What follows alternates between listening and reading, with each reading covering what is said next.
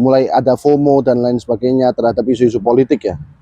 Menurut lu, masalah tunjangan DPR itu kemarin wajar nggak kalau reaksinya tuh sebesar ini gitu?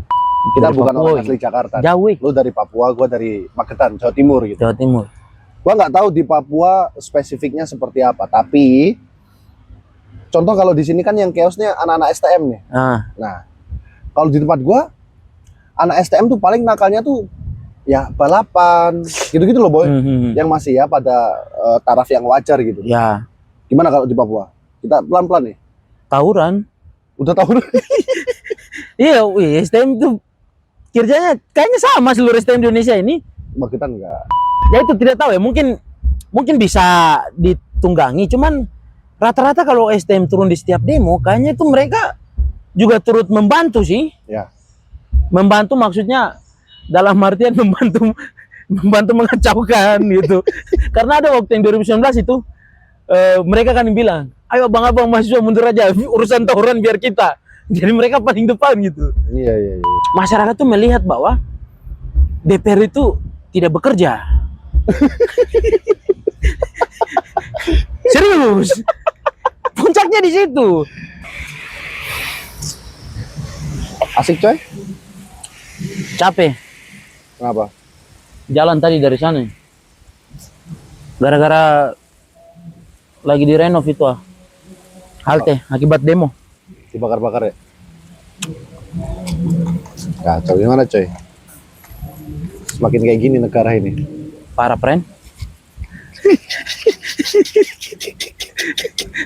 Serius, saya capek sekali. Harusnya turun di depan, di halte yang depan, tapi direnov. Bisa turun di HI. Halte apa ya bang? Depan? Senayan Bank DKI ini. Oh rusak juga tuh ya? Rusak, cok, dibakar. Parah ya? Parah, friend. Mana sih cok? Demo-demo kemarin cok? Kau turun tidak? Mantau aja ngeliat-ngeliat. Sama, tapi dari medsos. Gua langsung turun. Kemarin kayak di Senen tuh gua ngeliat tanggal 28 29. 29. 28 gua ngeliat. 28 gua ngeliat di Sleepy gua lihat. Jauh juga ya? Itu padahal aneh coy. Aksi kemarin tuh lucu sih. Kenapa? Gua kan berangkat dari Manggarai naik KRL terus KRL. Oh, tidak terganggu akses? belum. KRL belum sampai ya pokoknya naik KRL kan sampai dari Manggarai sampai di mana stasiun Tanah Abang kan mau ke arah Sleepy kan Ya. di Tanah Abang itu Ya. Gua ngeliat udah kayak lu pernah nonton film ini nggak Tren to Busan kayak gitu Zombie. kondisinya banyak tentara terus ada satu ruangan sendiri untuk anak STM gitu. STM turun dan di situ di sweeping. Ditangkepin gitu coy. Lucu sih. Tapi chaos gak pas kau turun? Nah dari stasiun Tanah Abang akhirnya kita naik Angkot. Bajai sampai ke titik demo di situ perempatan Sleepy situ. Terus kita ngeliat lah di situ langsung sekitaran jam 5:30-6 chaos. Anak-anak STM lagi-lagi lawanan sama Brimob. Tapi sudah aksi bakar-bakaran tidak? Apa cumannya lempar-lempar batu, Enggak dibalas gas air mata? Enggak. Lebih ke cuma ya lempar-lempar tadi coy. Lempar-lempar lagi. Itu sih kalau yang di lapangan langsung. Padahal gua nggak tahu sih. Ini pertanyaan gua sih. Kalau menurut lo, anak STM ikut turun demo gimana coy? Gue jadi flashback ke yang demo yang sebelumnya yang mereka backsound pakai lagu Avengers itu loh. Yang tiba-tiba buka jalan terus STM lari itu. Itu 2000 Avengers. 2000 mulai 2019 gak sih? 2019. RUU KPK sama KUHP. Ya, KUHP. Ya, itu juga kan rusak itu fasilitas umum. Iya, menurut lu gimana anak STM kalau turun demo tuh? Kalau dari yang kemarin sih dasar mereka turun ikut demo karena mewakili kepentingan guru-guru mereka. Contoh? Ya ada yang ditanya, kalau nggak salah ada yang sempat ditanya, dia bilang kami nggak mau tinggal tenang diam karena guru-guru kami itu apa punya keresahan, jadi kami yang wakili gitu. Oh, apa aja? Mungkin terkait mungkin tunjangan guru atau gaji guru, itu kan salah satu masalah yang cukup apa skalanya cukup besar dibahas di Indonesia itu kan, guru, kepentingan guru lah. Ini mereka turun tuh. Jadi mereka kayaknya untuk yang sekarangnya tidak hanya sekedar turun ikut ramai. Mungkin 2019 ya mungkin ikut ramai demo. Tapi kalau sekarang kayaknya mereka juga udah mulai mewakili suara. Ada suara yang diwakilkan. Punya isunya udah. Ya punya isu. Kalau yang dulu kan turun saja. Kalau sekarang sudah ada isu. Ya, berarti sebenarnya udah ada satu kelompok sendiri dalam kekuatan politik Indonesia ya. Ya. STM. Sistem. Iya. Sistem sendiri. Ada, dia masuk di lingkungan Kekuatan ekstra. politik sendiri Ya. dia ya.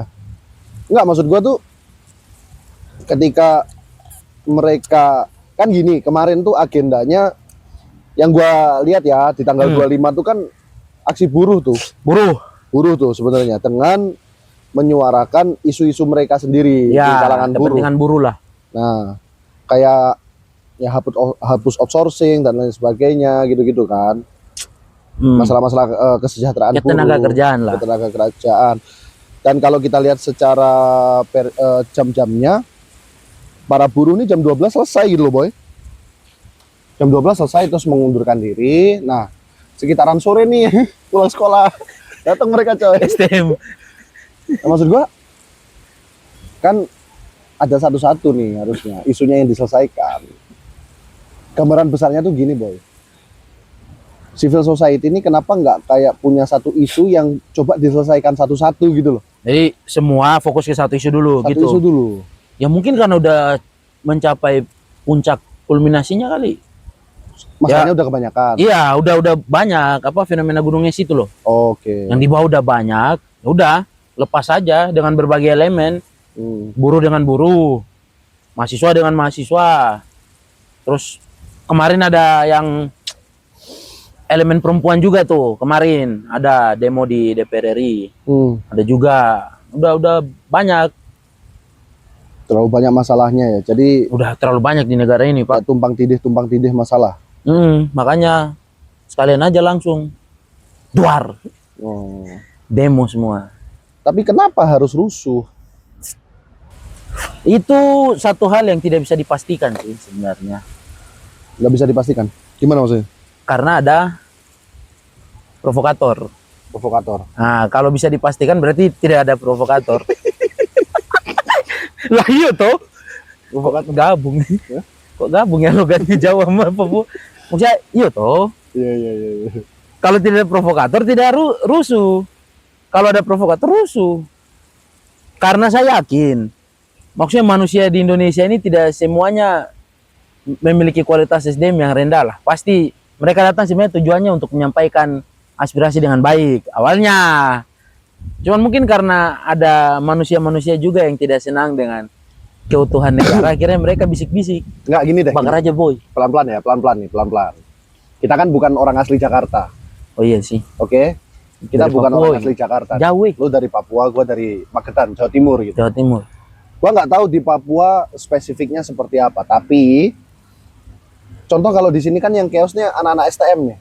Nah, kalau di tempat gua anak STM tuh paling nakalnya tuh ya balapan, gitu-gitu loh boy. Yang masih ya pada taraf yang wajar gitu. Ya. Gimana kalau di Papua? Kita pelan-pelan nih. Tawuran. Udah tahu. Iya, STM tuh kerjanya kayaknya sama seluruh STM di Indonesia ini. Magetan enggak. Serius, Magetan tidak? Enggak lah. Tawuran ini? Enggak. Kalau saya dulu SMA tawuran juga, maksudnya sering bermasalah lah STM. Oh, berarti nah mungkin POV gue ya di Magetan tuh karena mungkin udah terakomodasi di pencak silat sih. Jadi mereka nggak kayak gitu. Nah makanya ketika gue di Jakarta ngelihat demo yang rusuh adalah anak STM, gue kenapa bisa gitu? Berarti mereka tidak ikut silat. Iya iya iya. Kalau ikut silat, kontrol emosi mungkin. Berkontrol ya, ada wadahnya gitu Ada. lah ya. Ya tapi artinya berarti memang itu nature gitu kan, apa ya? Ya, Alamiah apa? gitu kan. Kultur. Lah ya. Maksudnya ya, mungkin tidak semua STM ya, tapi rata-rata kalau kita sudah dengar kata STM, pasti budayanya itu dekat dengan mungkin kenakalan seperti berantem antar sekolah. Kalau Jakarta kan sering bilang apa? Jalur ya. Jalur Nah, ketemu gitu di lah ya. jalur gitu. Tapi memang gila sih Boy. Gua lihat pas aksi kemarin, anak STM misalkan nih, ada kelompok yang udah di situ. Tiba-tiba yang lain datang tuh udah kayak Iya. disambut gitu loh. Ayo, ayo, ayo. Nah, mungkin yang menyambut dan yang disambut itu dulu STM juga. tawuran, sama-sama tawuran. Tapi ketika udah punya isu yang sama, satu kepentingan oke udah. gitu kan. Ya, karena itu juga ada viral tuh. Jadi mereka habis demo sama-sama pisah di stasiun kereta, STM satu dengan yang satu saling dada-dada gitu. Tapi kalau ntar demo udah selesai, bisa kemungkinan berantem lagi tuh. Iya. Nah tapi menurut lu boleh nggak anak STM tuh menyuarakan aspirasinya? Karena mereka kan anak-anak SMA, STM kelas 1 sampai kelas 3 tuh kan umur berapa sih paling? 15 lah ya, 15 sampai sekitar 16 sampai 18. 16 sampai 18. Oke. Ya katakanlah segitu lah. Ya. Itu kan ada yang masih belum punya KTP, Iya. belum dinyatakan dewasa gitu. Apakah kemudian mereka etis itu untuk menyampaikan aspirasinya kalau dari pandangan lu? Kalau dari saya punya pandangan sih sebenarnya kalau selagi itu tidak diatur di dalam peraturan ya, misalnya katakanlah undang-undang atau peraturan apa yang mengatur bahwa orang yang menyampaikan aspirasi itu harus umur sekian.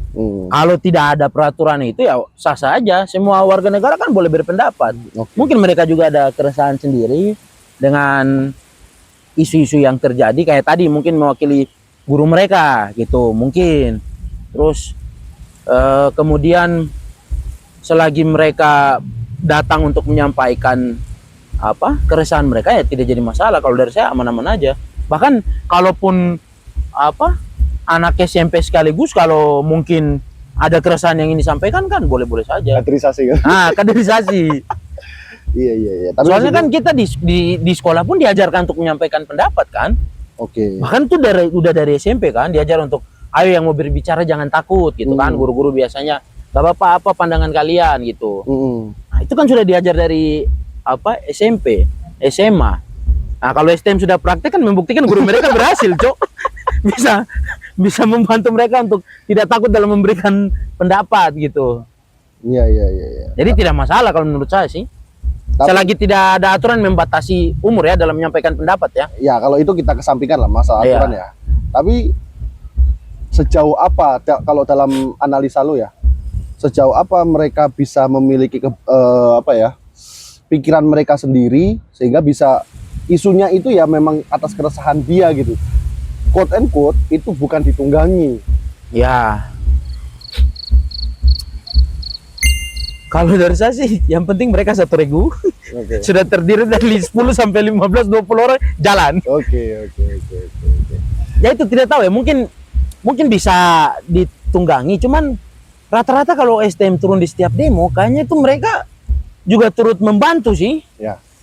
Membantu maksudnya dalam artian membantu mengacaukan gitu. Karena ada waktu yang 2019 itu mereka kan bilang, ayo abang-abang mahasiswa mundur aja, urusan tawuran biar kita. Jadi mereka paling depan gitu. Iya, isunya gitu ya. Karena menurut gua di posisi yang menganggap bahwa oke, anak STM mau demo lah, gak masalah. Karena setiap warga negara memiliki hak untuk hal tersebut gitu kan, bersuara. Tapi dari segi ininya lah, mereka tuh kayak contoh nih isunya. Isu apa yang mereka wakilkan gitu loh.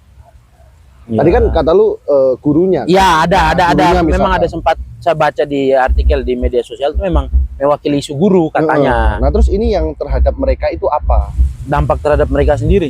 Yang itu tuh misalkan ada kebijakan sesuatu yang itu berimbas kepada mereka itu apa? Dalam mengawal misalnya isu gurunya kalau tercapai apa dampak ke mereka gitu kan sederhananya. Atau jangan-jangan mereka juga udah punya keresahan sendiri, kayak contoh ketika dihadapkan dengan kasus anggota Dewan DPR RI ya, anggota DPR RI kayak kemarin rame itu, mungkin mereka udah mulai kok gini sih gitu, sehingga Mungkin mereka turun gitu loh. bisa jadi. Soalnya kan isu sekarang ini kayaknya sampai anak SMA pun kayaknya sudah mulai bahas ya. Iya, secepat itu ya. Secepat itu. Hmm. Kayaknya sampai dengan kalau kita tarik ke belakang sedikit pada saat pemilihan presiden pun kayaknya sudah jadi isu yang umum dibahas sampai dengan SMA. Kayak lu pilih nomor berapa gitu, atau saling apa jelek-jelekan paslon, jargon gitu. Iya ya. Kayaknya untuk kasus politik di Indonesia itu kayaknya sudah sampai masuk dengan ranah SMA sih. SMA. Iya, SMA atau STM gitu. Iyalah, iya ya. Jadi sudah mulai peka sih. Coba kalau lihat kasus kemarin, kalau kau lihat di media sosial lah, banyak template yang digunakan gitu. Kayaknya bisa, kalaupun di survei itu kayaknya banyak itu keterlibatan orang-orang yang tadinya apa apatis jadi ikut FOMO terhadap politik gitu, FOMO terhadap isu-isu negara, FOMO terhadap keresahan negara ya, keresahan yang terjadi di negara. Banyak yang FOMO untuk menyuarakan, tapi mendapat apa sambutan yang baik bahwa FOMO terhadap isu politik atau FOMO terhadap sesuatu yang bermuara pada kepentingan banyak orang itu tidak menjadi masalah, karena memang harus dikawal secara banyak orang gitu. Oke. Nah, coba dispesifikkan itu, mulai ada FOMO dan lain sebagainya terhadap isu-isu politik ya. Menurut lu, masalah tunjangan DPR itu kemarin wajar nggak kalau reaksinya tuh sebesar ini gitu? Akibat dari kenaikan tunjangan terhadap peristiwa yang terjadi. Iya, makanya bukan kaget dengan nominalnya kan? iya. Tapi kaget dengan kalau naik, oh ternyata sampai halte rusak atau Iya, sampai gitu. apa. Karena gini loh, Boy. Gaji anggota DPR kan kita nggak tahu berapa ya. Tapi ya masalah eksklusivitas kehidupan mereka itu kan ya kita udah tahu dari dulu gitu. Iya. Terus tiba-tiba diberikan tunjangan ini, meledak gitu. Apakah ini apa? Wajar gitu loh. Normal gitu. Sampai sebesar ini gitu. Kalau saya sih melihat kasus tunjangan DPR ini sebagai apa ya? Pemicu ledakan gitu. Jadi dia bukan penyebab utama, tapi dia kayak yang menjadi apa pemicu ledakan itu. Karena sebelumnya sudah ada. Jadi katakanlah, sebutlah ini tempat bensin gitu. Ini sebenarnya udah ada nih bensinnya sampai di sini. Nah, terakhir tunjangan DPR nih, yang kemudian ada api langsung pang. Jadi dia hanya apa menjadi permasalahan yang terakhir sebelum meledak gitu. Karena sebelumnya udah ada kebijakan-kebijakan yang aneh, lemahnya pengawasan. Saya sempat bikin di story bahwa fenomena yang terjadi hari ini itu berangkat dari asal-asalannya kebijakan dan lemahnya fungsi pengawasan. Akhirnya masyarakatlah menjadi korban. Apa kebijakan yang asal-asalan dan lemahnya fungsi pengawasan. Yang berdampak pada masyarakat menjadi korban. Karena itu tadi, sebelum permasalahan tunjangan ini sudah ada masalah yang ditampung begitu. Misalnya pajak naik, rekening yang tidak digunakan diambil oleh pemerintah. Terus ada permasalahan apa lagi ya? Royalti.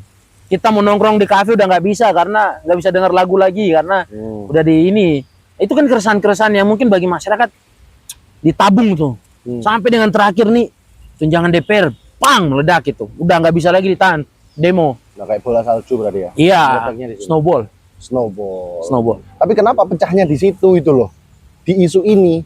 Karena mungkin kalau dari saya punya pandangan. Kan gini Boy, gua lanjutin dikit ya. Sebenarnya kalau misalkan kita buat ini semacam akumulasinya itu adalah di masalah tunjangan rumah dewan ini. Menurut gua harusnya lebih pecah itu ketika undang-undang Omnibus Law yang 2019. Iya. Penuh 2020-2021 kan Omnibus Law itu. Oh iya, Omnibus. Itu kan lebih bahaya, Bos. Ketenaga kerjaan itu juga. Masalah ketenaga kerjaan. investasi Harusnya pecah, asing. Iya, Ya masalah kan? outsourcing dan Iya, sebagainya, iya, iya. pemberlakuan kayak gitu kan. Ah. Harusnya kan pecahnya di situ karena lebih menyangkut hajat hidup Orang banyak, orang banyak banget. kerja-kerja umat, Iya. kemaslahatan rakyat. Itu menurutmu kenapa harus yang di sini, atau jangan-jangan ada faktor-faktor lain nih sehingga isu ini yang menjadi bahan tembakan gitu? Nah, kalau menurut saya sih masyarakat, terlepas dari itu, kalau dari saya punya pandangan, setiap setiap era itu punya masalahnya sendiri gitu. Mungkin Omnibus Law itu ketika era 2020 2021 itu memang itu masalah yang paling urgent gitu untuk dikawal gitu. Tapi kan di 2000 sekarang 2025 punya masalah tersendiri juga, dan kenapa bisa meledak? Itu kalau dari saya punya pandangan sih karena masyarakat tuh melihat bahwa DPR itu tidak bekerja.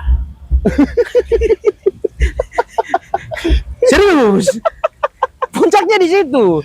Masalahnya kan ketika pajak naik atau apa naik, kita tidak melihat bahwa ada statement atau apa yang mengkonter, mungkin dipanggil eksekutifnya untuk dibahas kenapa ini tiba-tiba naik, atau royalti atau apa. Mungkin masyarakat melihat bahwa itu tadi DPR tidak bekerja, makanya harus dikasih shock terapi. Dan momentumnya yang kemarin, kalian sudah tidak kerja, terus tunjangan naik, terus apa dampaknya kepada kita masyarakat gitu? Udah nggak ada kan, udah nggak kerja, tunjangan naik, terus kita melarat tetap. Makanya demo. Iya. Oh. Jadi punya problema sendiri itu di era sekarang. Ya, tapi kenapa kok sampai membesar gitu loh? Ya itu yang sudah tidak bisa terbendung dari masyarakat. Lihat tingkat kemiskinan di Republik Indonesia ini berapa? Data BPS bilang memang aman, tapi dari World Bank atau apa, miskin. Nggak usah percaya masalah data lah di Indonesia ini. Nah itu maksudnya, dengan kondisi yang sekarang kita mungkin di luar sana ada yang mencari kerja susah, aksesnya terbatas, tapi masih diperhadapkan dengan kelakuan-kelakuan yang seperti itu. Oh. Mau ke salon aja pakai foreigner. Oh. Ya masyarakat mungkin sudah tidak tahan gitu. Akhirnya ya udah meledak. Ya tidak apa-apa, kalau saya sih melihatnya itu membuktikan bahwa sistem politik dari sepupu David Iston itu masih bekerja, cowok. Inputnya masih ada. Iya, inputnya masih ada, monitoringnya masih ada. Nah ini sekarang ini sedang kita masuk di fase, kemarin saya ada bikin story juga itu. Fase input mungkin sudah rampung. Ya mungkin. Karena kita lihat sampai dengan hari ini kayaknya masih ada demo-demo terus untuk memberikan input. Tapi kemarin sudah diterima beberapa mahasiswa perwakilan elemen-elemen untuk didengarkan di DPR RI. Nah itu berarti sudah proses input mungkin sudah rampung tuh di situ. Akhirnya sekarang berpindah ke fase baru nih, mengkonversikan input itu menjadi sebuah kebijakan yang harus bermuara kepada kepentingan banyak orang kan. Nah kita harus kawal di proses input konversi ini lagi sampai dengan outputnya. Tapi ini kayaknya ada deadline kan, postingan 17 hari terakhir ini kan? Hari terakhir 17 apa? Plus 8. 17+8 kan deadline-nya ditaruh ada yang seminggu, 9 September ada yang ya. Nah, itu berarti kan proses konversi itu masih diawasi nih sekarang. Apakah mereka bisa mengkonversi input itu menjadi kebijakan yang berpihak kepada masyarakat atau masih stagnan? Itu kan masih terus diawasi nih. Nah, outputnya nanti apa? Masyarakat akan kembali mengawasi lagi di lingkungan itu, sistem politik itu. Oke. Nggak balik dulu ke masalah aksinya. Berarti menurut lo memang ini puncak dari amarah masyarakat? Oh iya dong. Oh marah tidak sekarang? Puncak dari susah cari kerja, berada dapat tunjangan, gaji besar. Kok marah tidak? Ya kalau di posisi itu marah. Iya. Kan? Tapi kok karena kayak yang dikatakan siapa ya? Lupa gua. Ini tuh kadang isu ini kadang tuh nggak sebesar ini gitu loh. Isu masalah tunjangan DPR itu kadang nggak sebesar itu. Karena kadang nggak sebesar itu gitu. Ya. Ya. Mungkin karena durasi ya. Nah, jadi ini ke depan gimana menurut lo harusnya kalau udah seperti ini? kita harus reformasi. Reformasi, menurut lo reformasi 98 gagal nggak? Mungkin tidak gagal. Tapi kurang. Kok kurang? Mungkin tidak gagal. tapi masih harus dilanjutkan. Karena menurut saya reformasi tidak bisa sekali langsung habis, maksudnya udah selesai nih. Enggak, tapi dia berkepanjangan. Karena itu masih harus terus diawasi terus. Terus-terusan. Iya, terus-terusan. Reformasi itu berjalan menurut saya pribadi. Karena masih ada yang harus terus diawasi. Tidak bisa sekali presiden turun udah habis. Tidak ada lagi KKN, omong kosong. Gak mungkin ya. Tidak mungkin, Pak. Oke.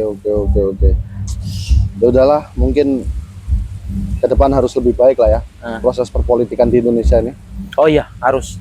Tapi lagi-lagi kalau yang gua pengen garis bawahi sebenarnya persatuan dari civil society itu sih yang penting. Itu yang paling penting. Itu yang paling penting karena agenda-agenda reforma, agenda-agenda civil society ini juga harus jelas gitu loh. Kalau dari pandangan gue ya, jangan kepecah belah dulu, satu-satu diselesaikan. Iya. Ya kita lihatlah nanti setelah 9 September ini, apakah 9 September kan deadline-nya? Ya. Apakah ada sesuatu yang bermuara pada kita? Kalau itu bermuara, baru bisa dimulai dari satu-satu. Karena kan yang dikasih tuntutan itu kan semua tadi ini kan, tentang apa kinerja DPR, kebijakan presiden, menteri-menteri dan lain sebagainya itu kan dirampung semua di tuntutan yang kemarin ini. Kalau itu misalnya bisa terjawab, maka bisa kita mulai satu-satu fokusnya. Tuh. Jadi kita lihatlah besok ini. Oke. Semoga lah bisa lebih baik dan input-input yang diberikan juga segera diartikulasi dan diagregasi. Diartikulasi dan agregasi. Secara baik. Dikontemplasi. Kalau kata senior, dikontemplasi. Ya. Oke. Oke.